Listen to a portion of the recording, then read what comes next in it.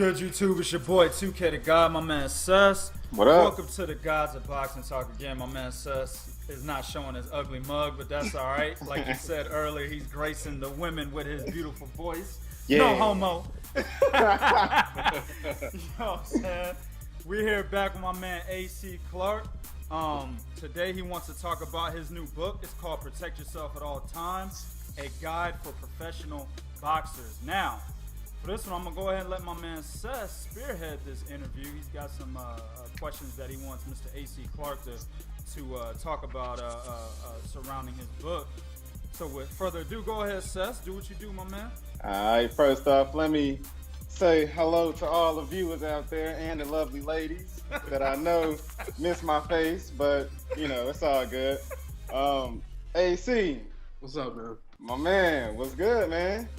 Thanks for having me on, man. It's always good to talk to you guys. Not necessarily see y'all, but it's good to talk to you. It's a pleasure, man. Man, it's always a pleasure to have you on the show, man. But let's go ahead and jump into this thing. So we got the second book, Protect Yourself at All Times, a guide for professional boxers. Man, why don't you tell us a little bit about that book, man? It's about the business of boxing, but more so from the point of view of the fighters. And it's enlightening, educating, informing the fighters on things that they should look out for in regards to the business, but also things that they need to know to protect themselves outside the ring. They do a good job of protecting themselves inside the ring for the most part, but once they climb outside them ropes, it's like it's free game for anybody. So the book is a breakdown of 12 rounds of 12 chapters. I call it rounds, but 12 chapters on how they should further protect themselves in regards to the business of the sport. Awesome, man. Awesome. You know what? That's the one thing that I can definitely say that sets you apart from a lot of the other managers is the fact that you actually educate these guys and educate these fighters on a lot of the things that they should look out for, like you just said. So, man, I definitely think that that's awesome. But I got a question for you, though, man. How has your enlightening approach to the fighters and just the business of boxing, have you experienced any side eyes or anything like that from other managers or promoters? Or, I mean, how does the boxing industry or boxing world receive your type of approach? Good question. I mean, I met with Golden Boy before the book came out with Eric Gomez and Rob Diaz. I'm very close to Kathy DUVA and Jolene Mazzono at main events. David just actually resigned at ROCNATION, but I'm familiar with Michael Yormark.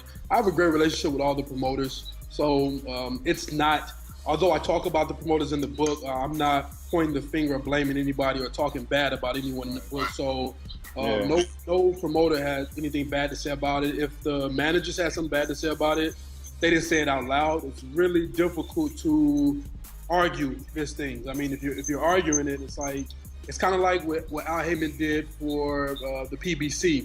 If you're arguing that or you have a problem with it, it's like you don't want the sport of boxing to progress in a sense. It was an innovative move that he did, and regardless if you don't like that he's not working with all the promoters, he made a move that was good for boxing. So if you have a problem with the fighters getting paid more or fighting on network TV, then you don't want the sport of boxing to progress. And it's the same thing with this book that I just wrote.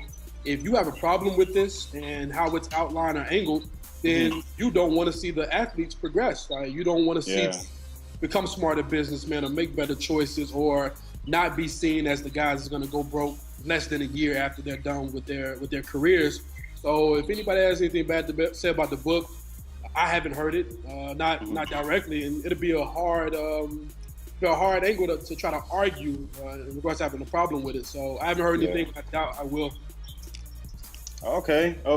So, kind of give me an insight into your motivation, man. I mean, what motivates you to keep educating these fighters and just to keep educating the fans as well, because there's a lot that the fans themselves don't understand about the sport, whether they be casuals or just diehard boxing fans. It's almost like we never see what goes on behind the scenes. You know, what happens to a fighter after he gets through fighting, and he's gotta pay all of these people before he pretty much pays himself. Right. I mean, what kind of motivates you to just really educate these guys and really honestly, help these guys? I have a very unique angle, which I don't think a lot of people could speak on.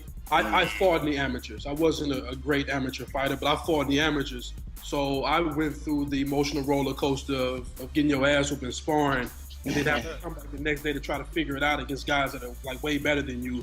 Yeah.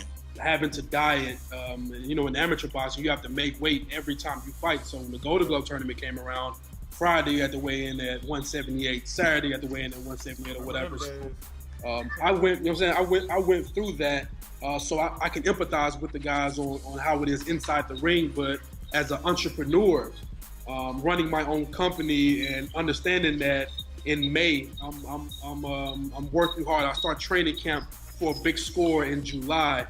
So pretty much I sacrificed my livelihood for May and June for a big score in July. Then once I get paid in July, I got to pay all my bills. I got to pay whoever's working for me. Then I got to get ready for the next score, whether it be the next month or whatever it may be. If you combine those two things, that's a professional boxer in every sense of the word. So my motivation is totally different from a lot of other guys that may manage fighters that never fought before, but they kind of understand business.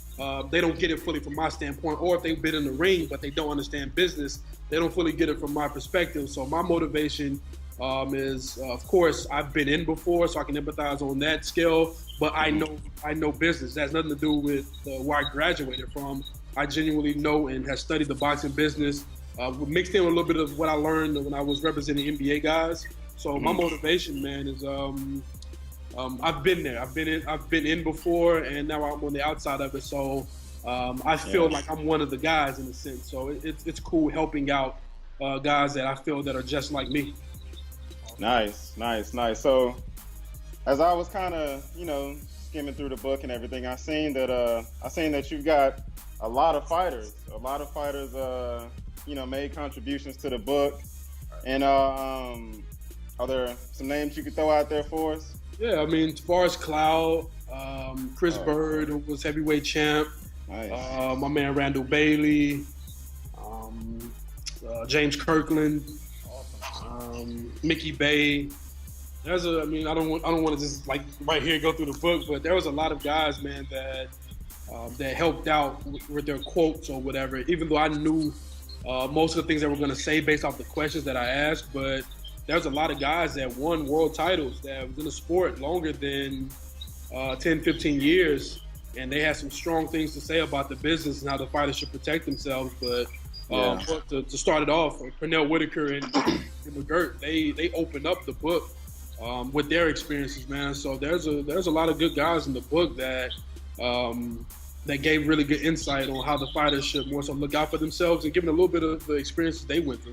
Well, you named some pretty credible sources there.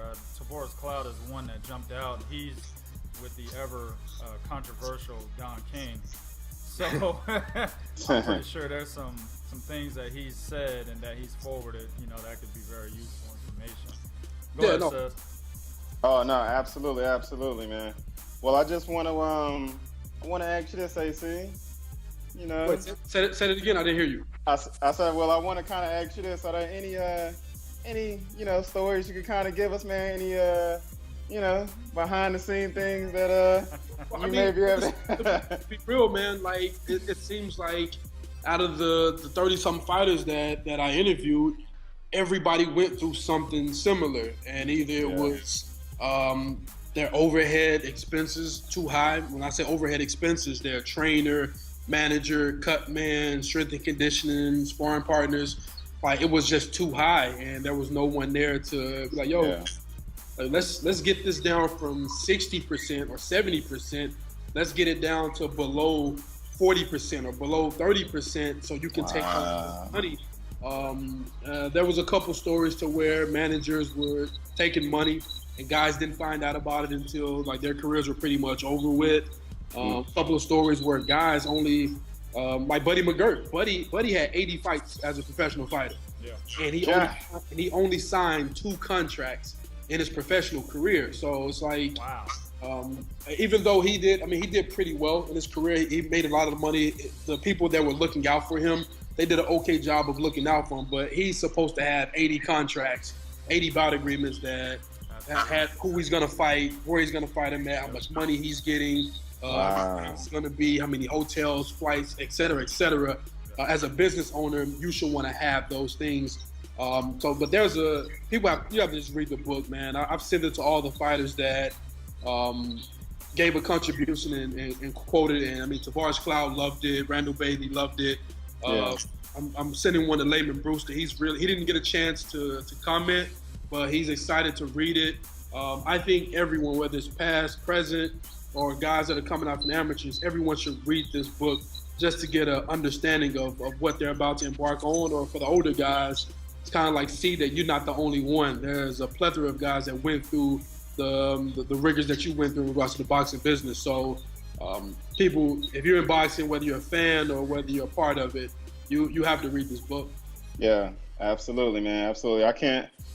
I'm right along with you, man. I can't stress enough, go get this book. It is a great read for professional boxers, casual fans, diehard boxing fans, anybody that wants to get a true insight into just how the sport, goes on for a lot of the fighters. You need to read this book. Educate yourselves. Absolutely. Before you look up and you got a sad Mike Tyson story behind you, So yeah, I mean, it's easy to laugh about, but it's like it's real, and it's real. Yeah, absolutely. History is steadily repeating itself in boxing to where guys on top, then next thing you know, he retires. You don't hear from him for a couple years or a couple months, and then next thing you know, the first story you're hearing about him is that he doesn't have any more money, or more so, he's in tax trouble, because these guys don't understand that if you fight in New York and you live in California, you're getting taxed for fighting in New York, whatever their state tax is, and then your income tax in California, there's a different tax that is secured. So guys most of them don't learn that until their career is over with, man. So it's little stuff like that these guys need to know. But most importantly, the overhead. You gotta lower your overhead if you're a professional boxer. I'm a business owner myself, and in regards to payouts, I don't pay out to many people. I control a lot that goes on, so I recoup more than probably 90% of the money. For most professional boxers, they're lucky to get 40% of the money that they fought for. Some 30. Some could be less than that. It just all depends on what's in their contracts, who all they're paying. So. Guys trying to be enlightened, man. You better read this book.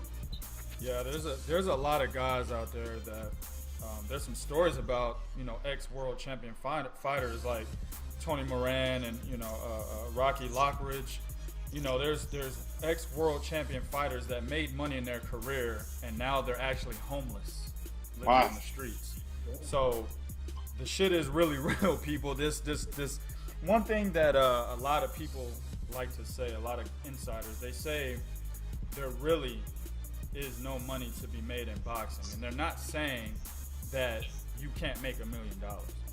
What they're trying to tell you is that you make money, you have to pay taxes, you have to pay your team.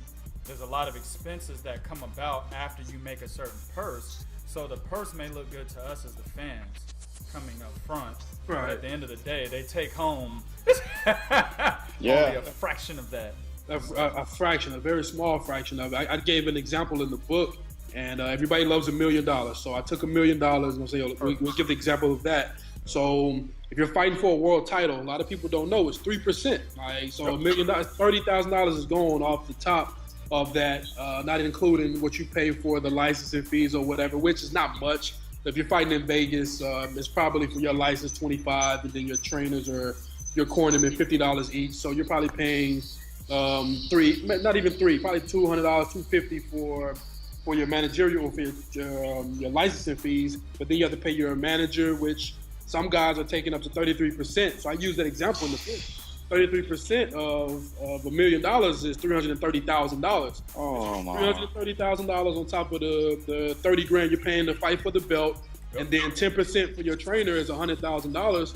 Pretty much, man. You're going home, and I didn't even include strength and conditioning, your sparring partner. I didn't include all that. you're taking home what $530,000. Like if that's before taxes. So like ask your CPA, like, yo, am I getting taxed for the million, or am I getting taxed for the net that I'm taking home? Yep. More likely probably gonna be that million. So you want to make sure that your trainer, the manager, the belt, you want to make sure that's all a write-off.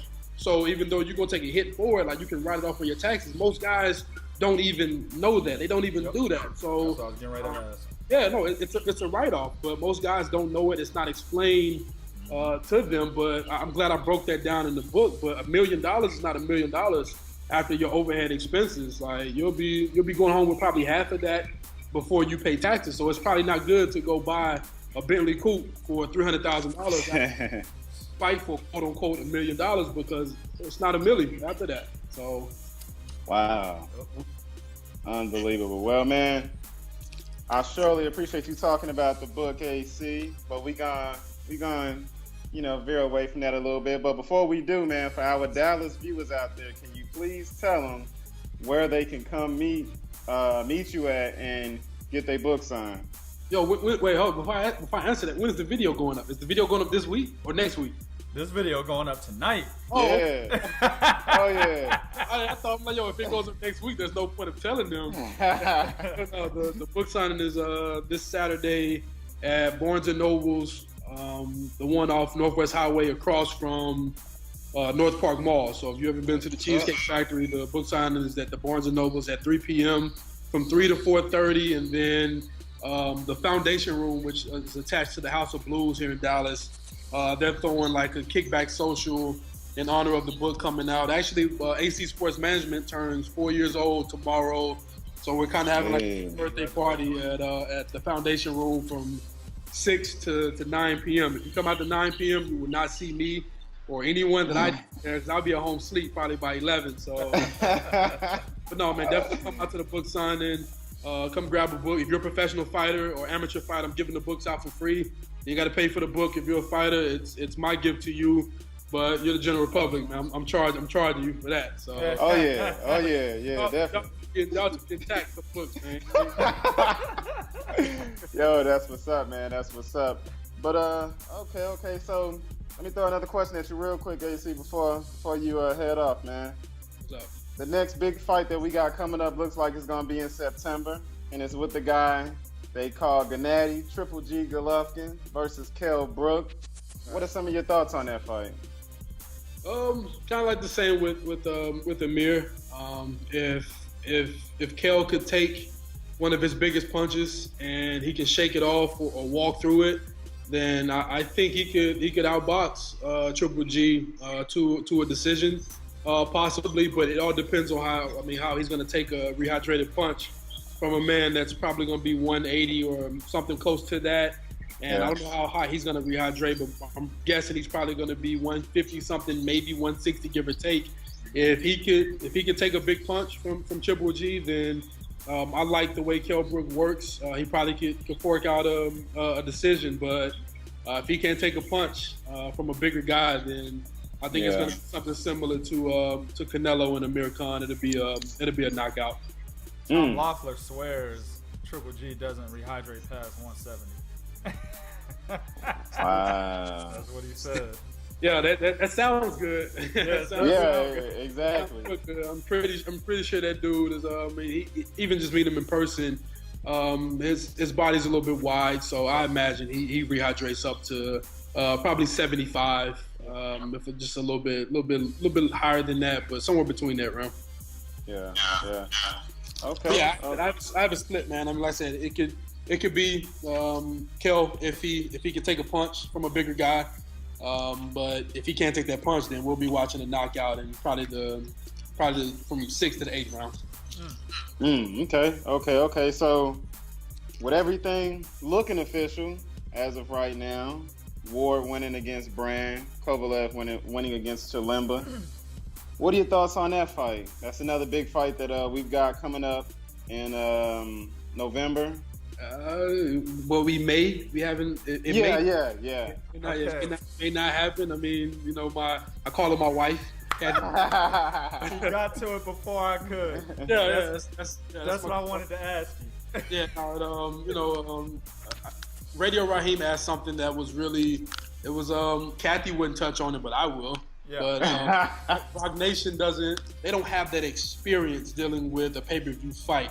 They had it against, Canelo Cotto, but I was there. I had a guy on the undercard, and all due respect to Roc Nation, it's kind of like things were kind of in disarray in the Roc Nation office on how to handle things or whatever. And I think for this fight, they agreed to everything before it happened. Now all of a sudden they're kind of scaling back on things. So I hope it happens. I think Andre Ward wins that fight. Not necessarily easily, but Kovalev hasn't seen a guy like that before. That's sharp all the way around. That's very, very technical. I think Andre wins by decision. Couple of scares, maybe. He may get cracked a couple of times where he acknowledges it, but I don't think it's going to be anything that he can't handle that he's never seen before. So if it does happen, I have Andre Ward by unanimous decision. Okay, man. Well, you know what? That's all I got for you, AC, man. I definitely appreciate you joining us today. It's always a pleasure to have you on the show, man, and just to hear your insight on things. 2K, you got anything from a man? I'm good, man. He actually stole my question. He stayed one step ahead. Yeah, exactly. We've been hearing a whole lot about Kathy DUVA talking about, Andre Ward is hard to negotiate with. And, I had seen information about the contracts being signed back in April. And then now they're stating that there's a venue issue between Roc Nation and Main Event. So, that was my question. Mr. AC already got that. So I'm good, man. All right. That's going to go ahead. Hey, man, next time y'all going to have me on, man, don't be booking me the day of, man. Yo, my bad, man. My bad. Earn the right to be booked in advance, man. So hit me up a week or so beforehand so we can pump it rather than y'all hit me up day of, man. I don't appreciate that, man. Yo, my bad. I'm blaming that on Seth 100%. Yo, that's me, man. He told me to hit you up, I think, last night or something like that, man. But that's me. That's me all the way, man. Yo, this interview about to turn into Byrd, man, on the Breakfast Club. Put some respect on my name. Put some respect on my respect. Saying no more. All three of y'all.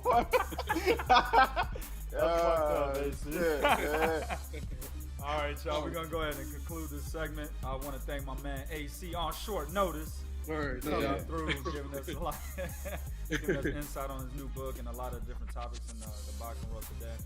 I want to thank my man Seth for spearheading his second interview. My man is getting older now. I feel like a father. You know what I'm saying? Right. You too. Do what you do in the comment section. Once again, the name of the book is Protect Yourself at All Time, a guide for professional boxers. Go ahead and get that. Do what you do in the comment section and be real. This is real talk for real fans. 1.